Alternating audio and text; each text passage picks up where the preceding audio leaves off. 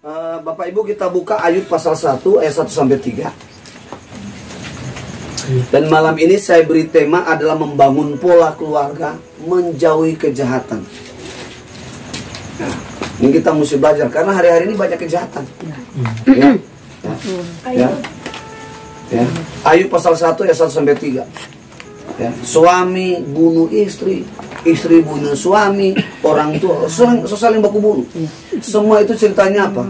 Karena melakukan kejahatan. Nah, kita mau belajar dari satu keluarga ini. Keluarga ini kaya raya. Keluarga ini di zaman itu dia ini konglomerat. Ya, dia sangat kaya, namanya Ayub. Mari kita baca ayat ini bersama-sama. Ayub pasal 1 ayat 1 sampai 3. Bapak Ibu, 2, 3. Ada seorang laki-laki di tanah Uz bernama Ayub. Orang itu saleh dan jujur. Ia takut akan Allah dan menjauhi kejahatan. Ia mendapat 7 anak laki-laki dan 3 anak perempuan. Ia memiliki 7.000 ekor kambing domba, 3.000 ekor unta, budak dalam jumlah yang sangat besar, sehingga orang itu adalah orang yang kaya dari semua orang di sebelah timur. Bayangkan, terkaya. Dia terkaya. Siapa namanya? Ayub. Ayub. Ayub ini sangat kaya. Tapi inti daripada ayat ini dikatakan dia kaya tapi menjauhi kejahatan. Nah, saudara harus mengerti dulu apa artinya kejahatan. Apa artinya menjauhi kejahatan? Jawaban definisi tentang menjauhi kejahatan: hiduplah sesuai dengan pola kerajaan Allah. Karena memang kita diubah untuk tidak menjadi serupa dengan dunia. Kita dibeli oleh darah Kristus supaya kita menjadi serupa dengan Kristus. Kita tidak menjadi serupa dengan dunia ini. Itu sebabnya Roma pasal 12 ayat 1 dan 2 dikatakan apa? Hidup ini harus menjadi persembahan. Kalau kita sudah mempersembahkan sesuatu kepada Tuhan, maka kita tidak akan ambil lagi. Sesuatu yang kita sudah beri artinya sepenuhnya milik Tuhan. Nah, itu sebabnya Bapak Ibu, malam ini kita belajar dari satu keluarga ini. Keluarga ini kaya, tapi hidupnya takut akan Tuhan. Ayub ini keluarga yang luar biasa. Ketika saya renungkan ayat ini, Bapak Ibu baca kitab Ayub dari pasal pertama sampai terakhir, temukan iman Ayub. Tidak ada satupun iman Ayub tergoda dengan dunia ini. Tidak tergoda. 3 sahabat mengatakan, Ayub, kamu mungkin banyak salah, kamu mungkin punya dosa. Justru Ayub bilang apa? Dia tahu dirinya. Siapa dirinya? Saudara, saya juga percaya bahwa di antara kita semua malam ini, Tuhan sebenarnya, selain Tuhan tahu, diri kita tahu apa yang kita buat. Makanya saudara, banyak orang berbuat dosa, melakukan kejahatan, lebih takut manusia daripada takut Tuhan. Padahal kalau Bapak Ibu baca di Mazmur pasal berapa dikatakan mata Tuhan ada di mana-mana. Dan mata Tuhan tertuju kepada 2 kelompok, yaitu orang benar dan orang fasik. Ya. Siapa orang benar ini? Orang benar ini menggambarkan adalah keluarga Ayub. Orang fasik menggambarkan keluarga orang dunia. Ya, orang dunia. Nah, Bapak Ibu saudara-saudaraku yang dikasihi dan diberkati oleh Tuhan, ya, bagaimana saudara bisa membangun pola menjauhi kejahatan? Dari mana kita harus mulai? Dari keluarga. Alkitab bilang, mau tahu buah itu tahu dari mana? Mau tahu pohon itu, tahu dari mana? Dari buahnya. Itu perumpamaan, itu ilustrasi. Artinya begini, mau tahu keluarga itu benar atau rusak, tahu dari mana? Anaknya. Ya. Bukan soal dia pelayanan, bukan soal dia rohani. Itu nggak jadi jaminan. Yang diketahui anak ini baik, keluarga ini baik atau tidak, itu dapat tahu dari mana? Anaknya. Itu sebabnya pola untuk menjauhi kejahatan, membangun pola menjauhi kejahatan dimulai dari 2 pribadi, suami dan istri. Lihat firman Tuhan hari ini Bapak Ibu, Efesus pasal 5 ayat 23 sampai 25. Efesus pasal 5 ayat 23 sampai pada ayat 25. Dikatakan karena suami adalah kepala, istri sama seperti Kristus adalah kepala jemaat. Dialah yang menyelamatkan tubuh. Karena itu sebagaimana jemaat tunduk kepada Kristus, demikianlah jugalah istri kepada suami dalam segala sesuatu. Hai suami, kasihilah istrimu sebagaimana Kristus telah mengasihi jemaat dan telah menyerahkan dirinya baginya. Suami istri. Saudara, sekali lagi Bapak Ibu, hari-hari ini setan tidak lagi menyerang, tapi setan sedang bangun pola. Setan bangun pola hanya dua, lewat keluarga dan lewat anak-anak. Anak-anak itu dipengaruhi oleh satu yang namanya komunitas. Komunitas anak-anak sekarang, waduh, saya kalau lihat di berita-berita, tolong admin, kalau ketemu anak ini, tolong infokan. Sudah 3 bulan pergi dari rumah, perempuan lagi, laki-laki lagi. Setelah dicek oleh pihak yang berwajib, dia pergi dengan opa-opa, dia pergi dengan kakek-kakek. Dan saudara kita sebenarnya ada dalam dunia kejahatan. Kita ada di tengah-tengah angkatan yang jahat.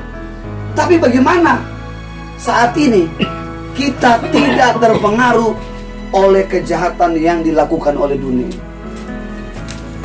Makanya saudara, saya amat bingung. Orang sudah di dalam Tuhan, tapi ingin keluar dari Tuhan dan ingin melakukan kejahatan. Saya simpulkan orang ini tidak mau hidup terpola sesuai dengan konsep kerajaan Allah. Saudara, kenapa kita sebut pola kerajaan Allah? Yohanes 14, Tuhan Yesus sebut sorga itu apa? Rumah Bapa. Berarti di dalam sebuah rumah ada satu pola, ada sebuah konsep. Dan kalau keluarga itu, anak itu hidup dalam satu rumah, tapi dia tidak terdidik, saya amat tahu bahwa keluarganya rusak.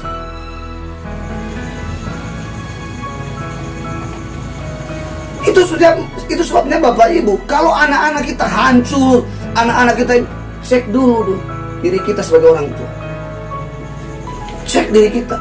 Kadang kan saudara, orang tua suruh kamu beribadah, kamu bertobat, kamu jangan minum, kamu jangan ini. Tapi kita sebagai pohon, kita sebagai pokok, kita sebagai sumber, kita sendiri yang melakukan. Bagaimana anak kita bisa bertobat? Bagaimana anak-anak kita, istri kita bisa berubah? Loh, pohonnya aja hancur. Betul tak? Saudara, Ayub ini, istrinya suruh Ayub apa? Kutuki Tuhan. Ya. Anak-anaknya apa? Pesta pora, mabuk, rokok, segala macam, hantam. Tapi Ayub, Alkitab bilang, malam ini kita belajar, dia tidak ditemukan berbuat dosa. Wow. Tawaran dunia, saudara, luar biasa. Tapi Alkitab bilang malam ini, Ayub tidak ditemukan berbuat dosa. Nah, apa rahasianya? Sehingga Ayub tidak lagi hidup di dalam dosa. Ayub tidak hidup lagi terpola dengan dunia. Dengan bahasa lain, Ayub tidak lagi berkiblat hidupnya dengan dunia. Tapi saudara, dia hidup dalam apa? Pola kerajaan Allah. Satu yang Ayub bangun dalam ayat ini, dikatakan Ayub itu saleh. Saudara, apa artinya hidup saleh? Bagaimana saudara membangun sebuah kesalehan dalam hidup saudara? Ya, bagaimana saudara bisa membangun suami-suami istri? Ya, suami-suami dan istri bisa membangun sebuah kesalehan. Dan kesalehan daripada suami dan istri itu bisa terimpartasi. Ini bahasa tinggi. Terimpartasi artinya apa? Itu bisa berbuah kepada anak kita. Ya. Dikatakan dalam Amsal 13 ayat 6, kebenaran menjaga orang yang saleh jalannya, tetapi kefasikan mencelakakan orang berdosa. Berarti orang yang saleh itu membangun hidupnya di atas dasar apa? Kebenaran. Dan kebenaran itu adalah pola kerajaan Allah, konsep kerajaan Allah. Bapak Ibu kalau bangun rumah ini, kira-kira pola apa yang saudara bangun dulu? Fondasi. Betul tak? Saudara, semewah apapun rumah, sehebat apapun arsitek, didatangkan untuk membangun sebuah rumah tanpa dasar, apa yang terjadi kalau datang angin ribut? Roboh, hancur, mengalami apa? Kerusakan. Ya. Ayub membangun hidupnya di atas pola kerajaan Allah, yaitu pola kebenaran. Saudara tahu sifat kebenaran? Yohanes 8 dikatakan kalau kebenaran itu datang, kita itu pasti dimerdekakan. Kata dimerdekakan artinya apa? Kita yang terikat dengan dunia, dengan dosa, tidak lagi terikat. Dosa itu banyak hal. Malas itu dosa. Ngomong kotor itu dosa. Saya terkadang, saudara, kalau saya bawa mobil, kadang orang lewat ngomongnya, babi kamu. Saudara, kenapa orang itu mengucapkan itu? Karena terpola dengan dunia. Ya, orang kalau terpola dengan dunia, mulutnya itu kotor. Ya, semuanya keluar dari mulut, flu babi, flu burung. Kenapa? Sudah terpola dengan dunia. Dosa apa lagi, saudara? Saudara yang masih sekolah, apa yang sudah lakukan? Nyontek. Ya, saya hari ini pergi dengan Desi. Kita daftar Desi. Banyak sekali murid-murid di STM. Dan guru-guru cerita ke kita. Saudara, menjadi seorang guru itu tidak mudah, apalagi jadi gembala. Membangun manusia itu lebih baik membangun rumah. Karena fokus kita cuma cari dana, beli material, bangun, selesai. Kalau bangun manusia, Paulus bilang begini, manusia itu kalau belum bertobat dan hidup di dalam pola dunia, dia itu seperti binatang liar. Lalu kita bilang, binatang liar dan binatang buas, kita bilang. Kalau dia liar, artinya apa? Susah diatur. Orang yang susah diatur, nggak punya roh penundukan. Roh penundukan nggak ada, apalagi ketaatan sama sekali. Makanya anak-anak suka lawan orang tua. Saya mau bilang, sadar bahwa diri kita ini punya unsur binatang. Kita seringkali, saudara, anak-anak sekarang sering lawan orang tua. Kenapa? Saudara, ingat, ya, Tuhan pakai orang tua kita ini untuk menghadirkan kita di mana? Di bumi, di dunia ini. Saya teringat berapa tahun yang lalu mama saya 84 saya dilahirkan di bumi ini dari seorang ibu yang sederhana. Mama saya buta huruf, nggak tahu apa-apa, tapi dia punya mulut itu penuh dengan kebenaran. Mulutnya itu penuh dengan kesalehan. Perbuatannya penuh dengan kesalehan. Saya sampai hari ini ingat-ingat mama saya ngajarin apa? Jujur. Ya. Jangan berbuat apa ke orang lain. Kalau orang berbuat jahat ke kamu, jangan kamu balas. Sampai hari ini saya berkali-kali ditipu orang, saya berkali-kali bohongin orang, saya berkali-kali dimanfaatkan orang, tapi tertanam di dalam hidup saya, tidak akan saya balas. Makanya, saudara, kalau orang tua bicara keras, ya, terima itu dan tanamkan dalam hidup supaya itu menjadi dasar. Itu menjadi pagar melindungi kita ketika orang berbuat. Makanya lucu anak-anak sekarang, orang-orang sekarang kalau dipanggil berbuat dosa, doyan sekali. Saudara, membedakan bahwa saudara itu hidup dalam pola kerajaan Allah atau bukan. Kalau saudara lebih hobi melakukan hal-hal dosa, saudara belum hidup dalam pola kerajaan Allah. Tapi kalau kita doyan, kita lebih hobi kepada hal-hal rohani. Mazmur pasal 1 ayat 1-3 dikatakan apa? Orang yang hidup dalam pola kerajaan Allah, kesukaannya apa? Firman Tuhan. Dia baca, dia terima, dia renungkan, lalu dia apa? Dia lakukan. Dia sudah lakukan, lalu apa? Dia bagikan kepada saudara-saudara. Dia tolong. Lucunya banyak sekarang orang justru kesalahan, dosa itu dibela. Lalu bilang begini, ngana menghakimi.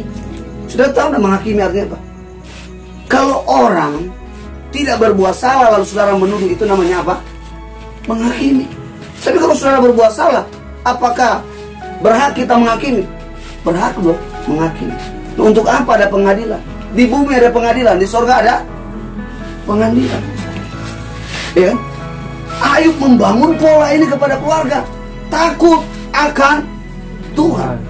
Ya, Ayub membangun ini menjadi keluarga yang saleh. Ya, keluarga yang saleh artinya mereka hidup dalam pola kebenaran. Ya, saudara, kita hidup dalam dunia ini banyak kejahatan, banyak sekali kejahatan. Saya pikir saudara bisa lihat transaksi kejahatan di mana-mana terjadi. Ya. Makanya sebuah istilah yang muncul yang namanya apa? Lakor. Apa artinya pelakor? Ya? Laki orang. Apa? Laki orang. Pelari. Apa? Laki orang. Berebut. Pelakor apa? Berebut laki orang. Apa? Berebut laki orang. Pencuri dan. Saudara tahu sifat pencuri itu sumbernya dari mana? Setan. Dikatakan baca Yohanes 10 ayat 10a. Pencuri datang hanya mencuri, membunuh. Kemarin kita pas datang di sana ada seorang ibu. Dia lihat begini, wow, dia ada setan di Kanaan. Lalu saya dengan anak-anak datang begini. Orang Siau, maaf ya, bukan orang Siau dari Lambahi yang bukan. Banyak Siau. Lalu tinggi sekali ibu, ini seorang penyanyi pop. Wah, tinggi sekali. Lalu dia cerita. Dia bilang, Pak, kita kuah di bagian tali bagu. Aduh, kita juga bingung tuh tali bagu itu ilmu apa. Ya. Kakinya sudah ditempel-tempel daun-daun. Ditempel di kakinya. Tahu nggak? Suaminya dirampas orang lain. Itu namanya pelakor. Ya. Lalu pelakor ini, pelaku pencuri suami orang, dia pakai setan, hajar nih ibu ini. Setan ini lawan saya. Jangan cabut. Wow, dia bilang begitu, orang-orang semua sudah pada ngumpul. Pikir saya takut. Saya bilang keluar. Kamu keluar dari tubuh orang ini, karena kamu nggak punya hak. Perintahkan keluar dalam nama Yesus. Saya perintahkan hari itu kalau dia nggak keluar, saya pakai balsem. Nah, keluar tuh setan, keluar. Tadi saya dikabarin, Pak, sudah dia so jalan, nggak bisa jalan, lumpuh total, nggak bisa jalan, tinggi sekali. Sudah bisa lihat, doyan sekali dengan kejahatan. Ketika suaminya sudah dicuri suami orang, dia curi lagi suami orang lain. Jadi baku balas sudah. Jadi dua-dua pencuri.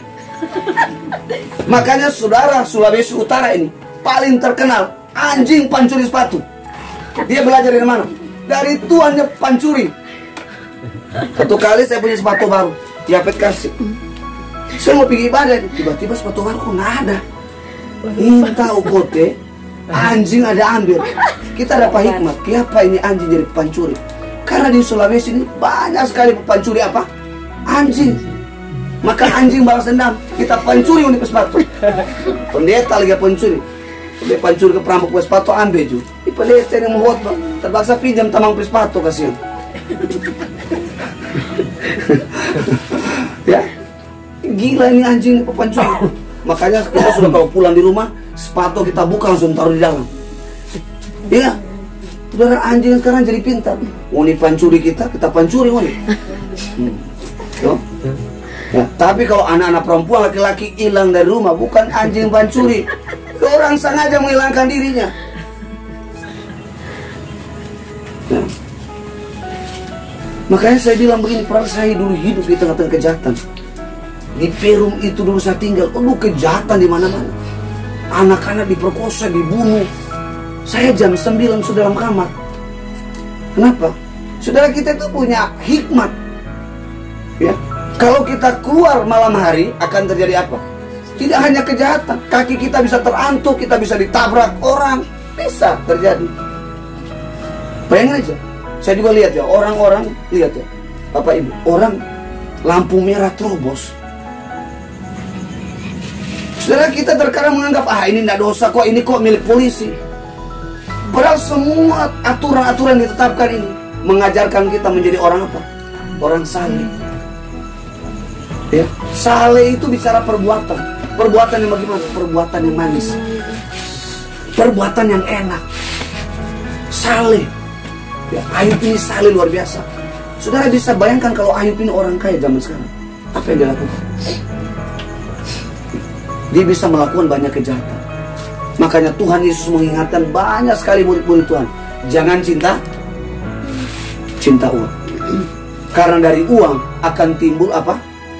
Segala kejahatan. Oh iya. Ya. Makanya uang itu bisa menjadi tuan dan kita menjadi hamba. Padahal uang itu siapa yang menciptakan? Manusia. Seharusnya kita yang menjadi tuan dan uang itu menjadi hamba. Kita bisa perintahkan, ya toh. Sudah pegang uang hari ini 1 miliar. 1 hari ini bisa habis, ya toh. Tolong bilang istri itu malam ini tidur di hotel saya di sini. Bisa. Bayar berapa? Bilang aja 2 juta. Ya kan? Tolong bilang suami itu malam ini tidur sama saya 1 minggu. Saya bayar berapa? 300 juta. Bisa. Bisa. Kalau uang itu sudah jadi Tuhan. Tapi kalau uang itu jadi hamba, malam ini Yafet 50 juta. Amin. Dia ambil mobil. Ibu Esther 100 juta bangun rumah. Pak Frank 250 juta renovasi rumah tingkat. Saudara pilih yang mana? Berbuat dosa atau menolong orang?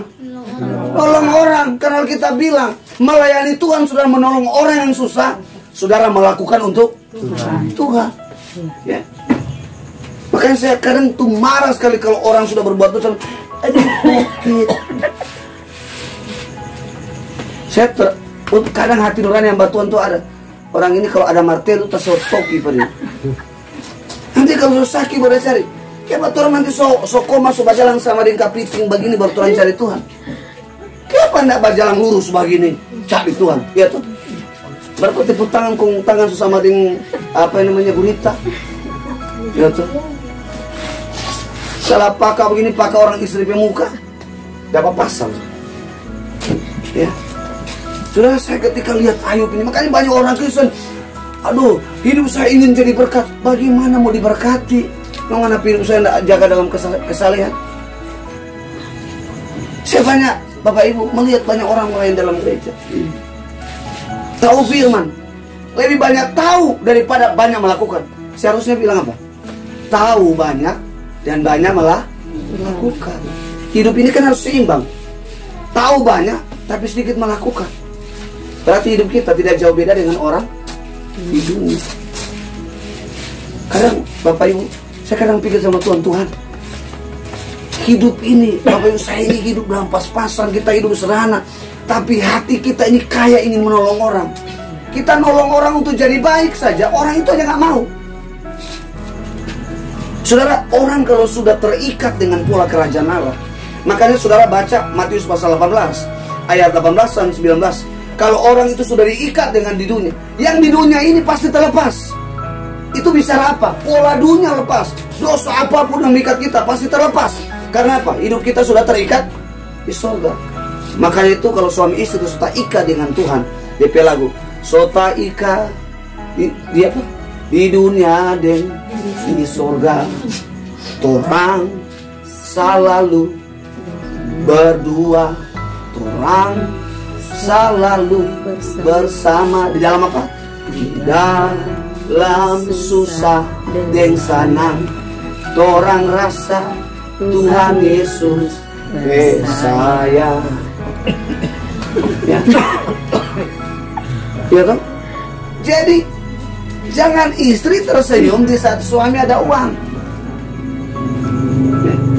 Ketika panci kosong, panci kering, tetap apa? Puji Tuhan. Haleluya. Saya yakin, Bapak Ibu nih, perhatikan ya. Ketika Tuhan izinkan panci kering, dapur kering, suami istri saling tarik tangan, lalu tunduk menyembah Tuhan. Saudara percaya atau tidak percaya, pintu berkat akan terbuka buat keluarga itu. Amin. Dan Tuhan akan limpahkan. Amin. Tapi kalau istri suami ini kok gara-gara kita kawin dengan Ngana, gara-gara kok Ngana soy, memang istri, suami soy. Kalau istri bilang suami soy, suami bilang istri soy, maka terjadi apa? Soy. Betul nggak? Tapi kalau bilang gara-gara Ngana, sekalipun kita susah, tapi kita iman kuat, loteng bocor karena berkat tercurah. Haleluya.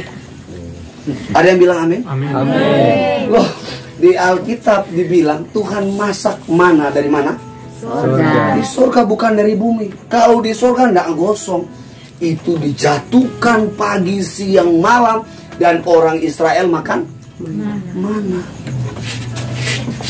Suami istri bilang begini, hari ini beras enggak ada, ikan enggak ada, semua enggak ada. Terus mari tong masuk di kampung, nyembah Tuhan.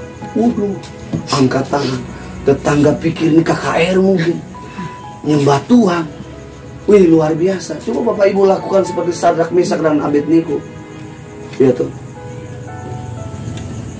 Nyanyi, puji Tuhan. Tetangga lihat, luar biasa. Nyanyi, puji Tuhan.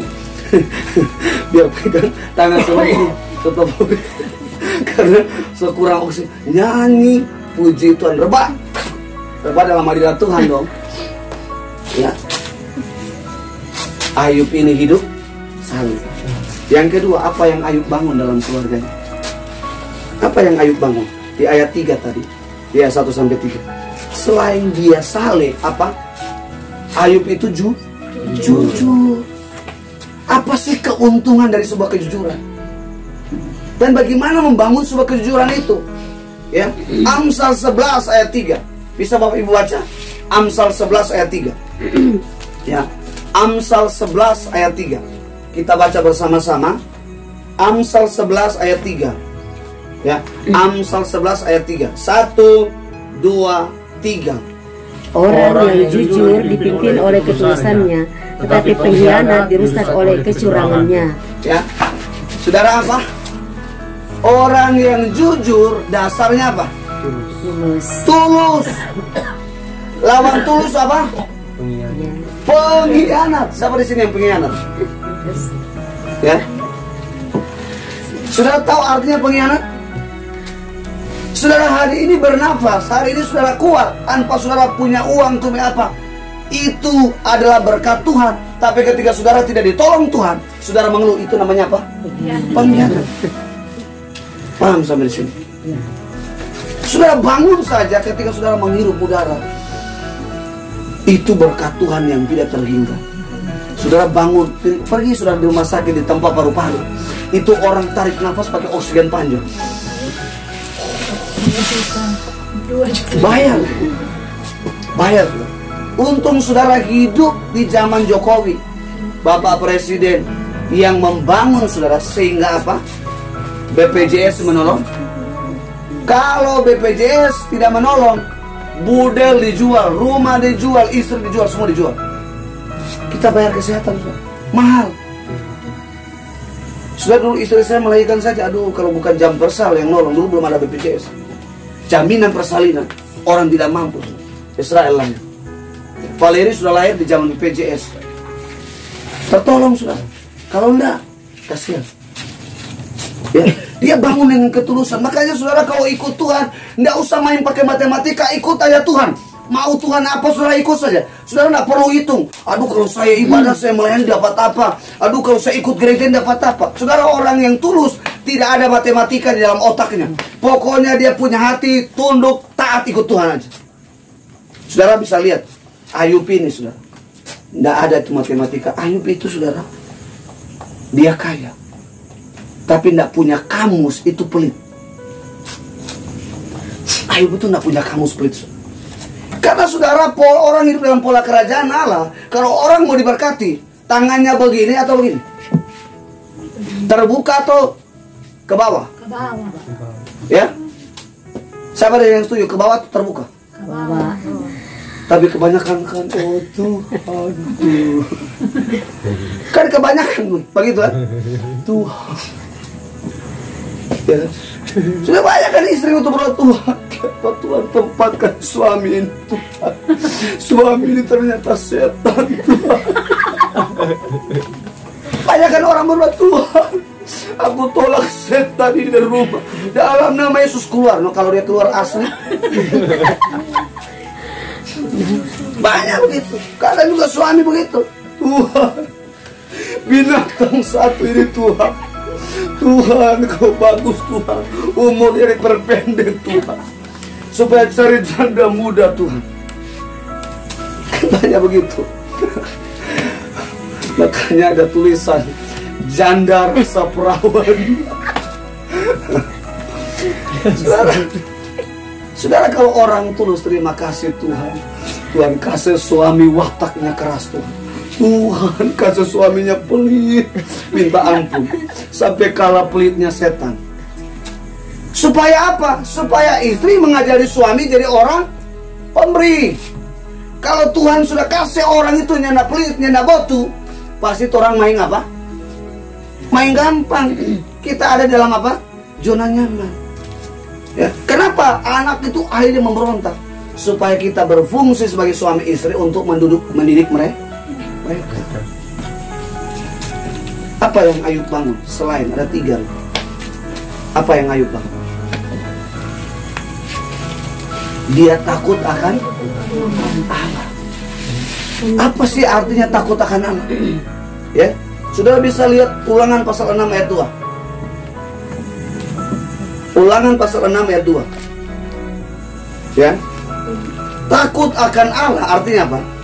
Ulangan pasal 6 ayat 2. Kita baca bersama-sama 1, 2, 3. Supaya seumur hidupmu engkau dan anak cucumu takut akan Tuhan Allahmu dan berpegang pada segala ketetapan dan perintahnya yang kusampaikan kepadamu, dan supaya lanjut umurmu. Arti takut akan Tuhan adalah berpegang pada ketetapan, kepada firman yang saudara terima, yang saudara dengar. Pegang itu. Makanya saudara, kalau orang tidak berpegang kepada ketetapan dan kebenaran Tuhan yang diterima, kita nyampe setiap hari dengar YouTube, firman kita terima. Tapi pertanyaannya, kenapa kita goyah? Karena kita hanya terima. Ya, kita terima, tapi kita nggak olah di hati. Seharusnya firman itu harus terolah. Itu di mana? Di hati. Supaya apa? Terbangun sebuah pola kerajaan Allah. Ya, apa tujuan membangun pola? Apa tujuannya Ayub membangun pola keluarga untuk hidup menjauhi kejahatan? Ya, apa? Poin yang kedua, Ayub dapat dipercayai Allah untuk mengelola berkatnya. Ada berapa berkat yang Ayub terima? Saudara masih baca di Ayub 1 tadi ayat 1 sampai 3. Berkat yang pertama, Ayub diberikan anak berapa? 7 anak laki. Perempuan berapa? 3. Berarti Ayub punya anaknya berapa? 10 anak. Oke. Saudara percaya bahwa anak itu anugerah Tuhan? Saudara percaya bahwa anak itu anugerah Tuhan? Saudara bisa lihat kenyataan, banyak orang buang bayi, dan itu kejahatan, saudara. Mereka malu perbuatannya, tapi mereka tidak malu, ya, bertanggung jawab atas anugerah Tuhan. Terkadang saudara, saya hal kecil, anak-anak saya kalau saya tidak kasih jajan hari ini, saya itu merasa, Tuhan, hari ini saya tidak bisa melakukan apa yang bisa saya lakukan. Terkadang kan kita istri, ketika suami tidak punya uang, istri tidak punya uang, anak jadi apa? Korban. Anak jadi apa? Ibas. Gitu. Padahal saudara, yang berbuat adalah siapa? Anak atau orang tua? Orang tua. Siapa maunya? Orang tua yang punya mau. Ya, tapi ketika anak itu diberikan, anak itu menjadi persoalan dalam keluarga. Saya kalau pulang capek-capek, kalau ketemu anak saya peluk mereka berdua. Israel saya peluk, Valeri saya peluk, saya cium, saya gendong. Hilang itu beban pergumulan. Saya sampai bilang sama Israel dan Valeri, kalian itu bukan anak kecil, sampai kalian nanti besar, saya tetap peluk. Karena saya merasa bahwa ini anugerah Tuhan. Tuhan memberikan sebuah anugerah yang terindah untuk saya bisa membesarkan. Saudara besarkan dengan pola apa? Pola kerajaan Allah. Seperti yang Ayub lakukan. Ya, hidup dalam kesalehan dan hidup apa? Jujur. Dan hidup apa? Takut akan Allah. Alkitab bilang orang yang takut akan Allah umurnya panjang. Ya. Definisi umur yang panjang itu bisa 2. Ya, secara usia betul panjang. Ya. Tetapi secara pola itu akan diperpanjang oleh keturunan kita. Ada anak kita, kemudian di bawah kita ada cucu kita. Cucu kita ini akan terus memultiplikasikan pola yang kita hidupi sekarang. Ya. Kalau hari ini kita hidupi pola kerajaan Allah, maka saudara, satu kelak kita menghadap kepada Bapa di sorga. Anak-anak kita akan menghidupi pola daripada opanya. Cucunya pasti menghidupi pola dari opanya. Jadi kalau anak itu menghidupi pemabuk itu karena papanya memang pemabuk. pam pukul, pam apa? Pam air, apa lagi?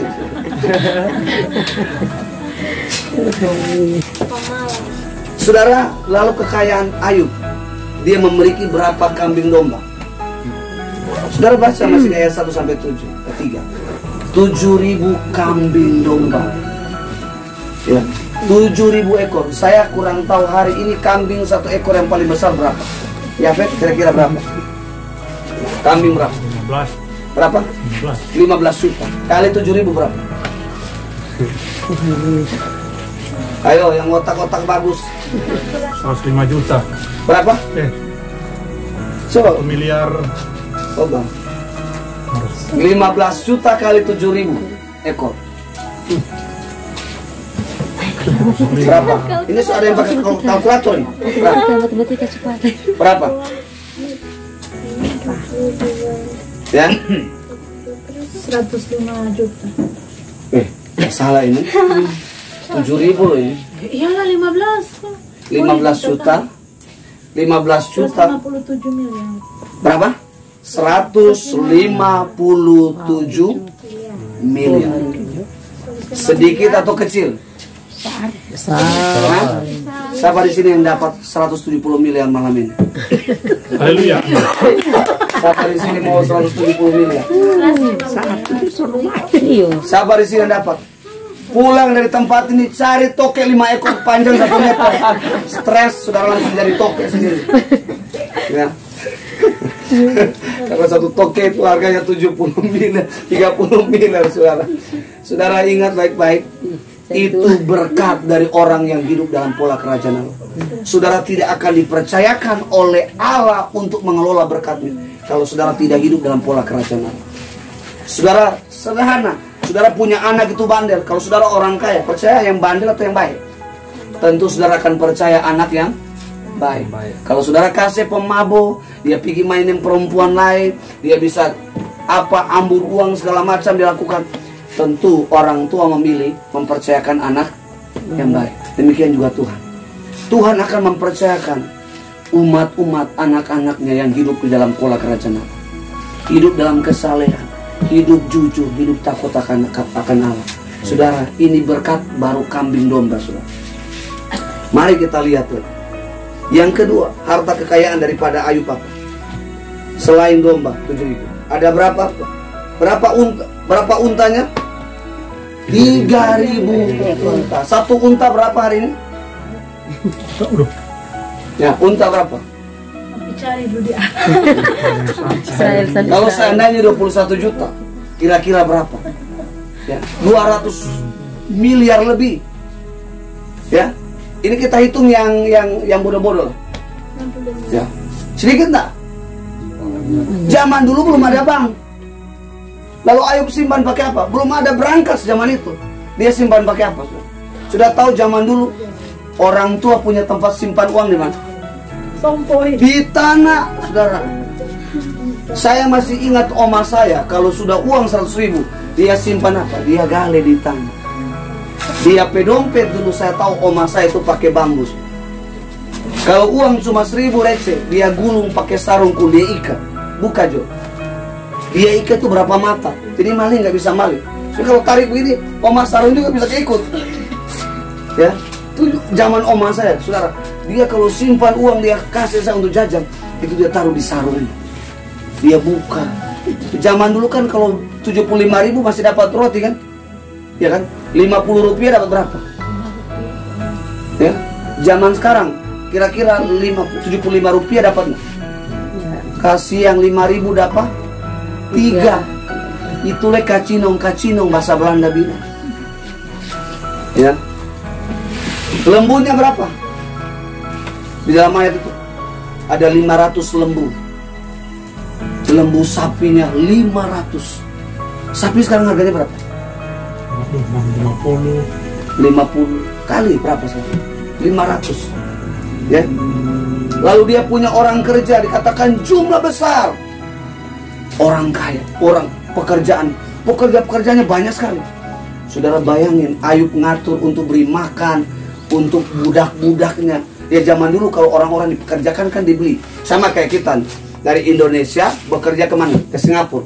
Itu kan sama dengan budak. Kan kita dibeli untuk dipekerjakan di negeri orang lain. Itu disebut apa? TKI, tenaga kerja Indonesia. Kalau TKW, tenaga kerja wanita Indonesia. Ya, kalau PKI,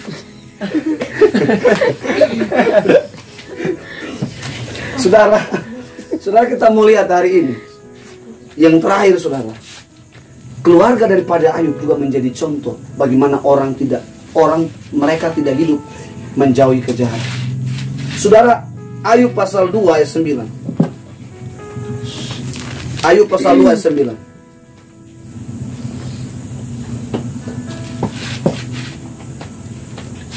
Sudah temukan? Ayub pasal 2 ayat 9.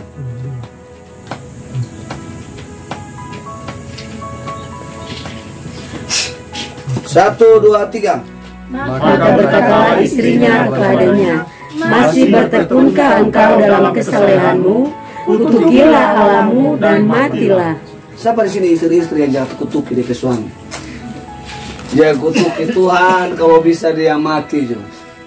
Siapa di sini istri-istri, anak-anak jangan kutuki orang tua supaya cepat mampus? Katanya. Ya. Kenapa istri Ayub? Ayub ini istrinya suruh kutuki. Kenapa dia kutuki? Ya. Ketika Tuhan izinkan sebuah pergumulan, ya, dia merasa Tuhan itu meninggalkan dia. Kalau Tuhan itu penolong, Tuhan itu Allah yang besar, Allah yang dahsyat, Allah pemilik segala berkat. Kenapa Tuhan nggak bisa menolong? Bukankah kita banyak orang seperti istrinya Ayub? Kita menggerutu di saat Tuhan mengizinkan sebuah keadaan seolah-olah Tuhan tidak ada. Saudara pernah enggak Tuhan izinkan sebuah keadaan saudara berdoa sepertinya tidak ada hadirat Allah?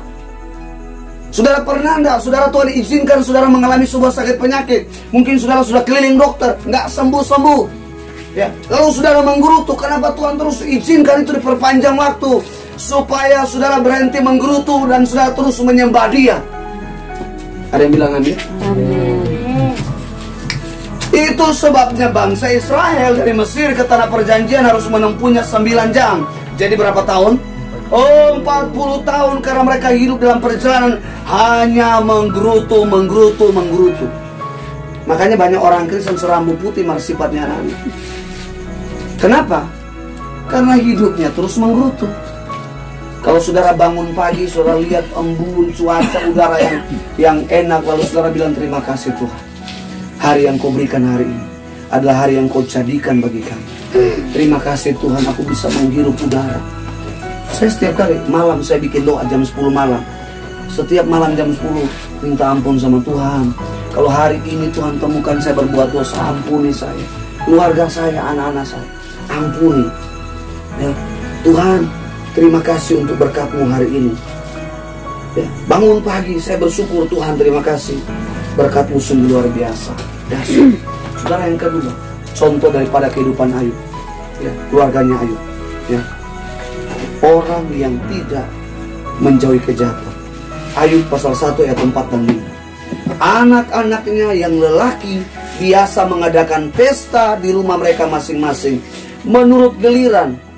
Ya, menurut giliran, dan ketiga saudara perempuan mereka diundang untuk makan dan minum bersama-sama mereka. Ternyata saudara, budaya di Sulawesi Utara sama dengan anak-anak Ayub.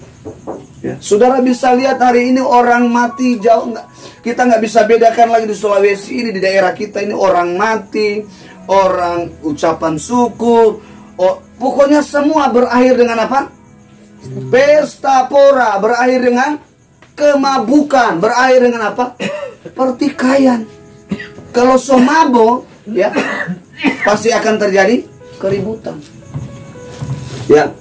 Lalu setiap kali apabila hari pesta telah berlalu, Ayub memanggil mereka dan menguduskan mereka. Keesokan harinya pagi-pagi, bangunlah Ayub lalu mempersembahkan korban bakaran sebanyak jumlah mereka sekalian. Sebab pikirnya mungkin anak-anakku sudah berbuat dosa dan telah mengutuki Allah dalam hati. Demikian dilakukan Ayub senantiasa. Saudara perhatikan Ayub di sini. Ayub tidak pernah mengalah dari kejahatan-kejahatan yang dilakukan oleh anak-anaknya. Tapi Ayub tetap berdiri dalam hadirat Allah. Dan dia mempersembahkan persembahan yang terbaik buat anak-anaknya. Dia berdoa, saudara. Kenapa anak-anaknya nggak berubah? Sekuat-kuat keras apapun doa seorang tua, kuncinya di mana? Di hati anak itu. Saudara jangan pikir bahwa hamba Tuhan itu sakti. Orang tua itu sakti. Ya, kita ini semuanya alat. Hamba Tuhan itu alat, orang tua semua alat. Yang menentukan saudara bisa diubah untuk hidup dalam pola kerajaan Allah, hidup di dalam pola menjauhi kejahatan adalah hatimu. Kalau saudara buka hatimu, hidupmu untuk kejahatan, maka engkau hidup dalam kejahatan. Tapi kalau saudara buka hati saudara untuk Kristus memerintah, dan saudara hidup dalam kebenaran, saya percaya, ya, saya percaya, saudara akan mengalami, saudara akan menjadi orang-orang yang dipercaya oleh Allah untuk mengelola berkat. Saudara bisa mendidik anak-anak saudara, bisa hidup dalam kebenaran, dalam pola kerajaan Allah. Saudara-saudara, Bapak Ibu kita semua, kita juga bisa dipercaya untuk menjaga hidup ini, untuk tidak terpengaruh, untuk tidak jatuh dalam hal-hal dunia ini. Tapi hidup kita ini, Alkitab bilang apa? Menjadi persembahan yang hidup, yang kudus, dan yang berkenan kepada Allah. Sehingga hidup kita diubah menjadi serupa. Mari kita bangkit berdiri.